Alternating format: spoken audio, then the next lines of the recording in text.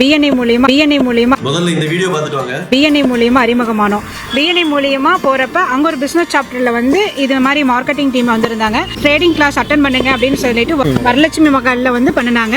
அப்போ வந்து நாங்களும் போய் அட்டன் பண்ணோம். அவங்க வந்து இது மாதிரி ட்ரேடிங் கத்து கொடுக்குறோம், இன்வெஸ்ட்மெண்ட் இது இருக்கு, 1 லட்சம் ரூபாய்க்கு 8% இன்ட்ரெஸ்ட் கொடுக்குறோம். ஆமாங்க, 1 லட்சம் ரூபாய்க்கு 8% லாபம் கிடைக்கும் சொல்லி ஏமாத்திருக்காங்க. அதுல சேர்ந்திருந்தவங்க எல்லாருமே படிச்சவங்க தான். 1 லட்சத்துக்கு எப்படி 8% கொடுக்க முடியும் அப்படின்னு யாருமே கேட்கல. அதுக்கு காரணம் பாத்தீங்க அப்படின்னா ஒவ்வொரு ஏரியாலையும் பிசினஸ் டெவலப்மெண்ட்டுக்கு சில அமைப்புகள் இருக்குது, நெட்வொர்க் அமைப்புகள் இருக்கு. அந்த அமைப்புல சேர்ந்து அந்த மெம்பர்ஸை ஏமாத்தி அந்த மெம்பர்ஸ் மூலமாக பல லட்சம் ரூபாய் முதலீடு பண்ண வச்சு பல கோடி ரூபாவை சுருட்டி இருக்கிறாங்க.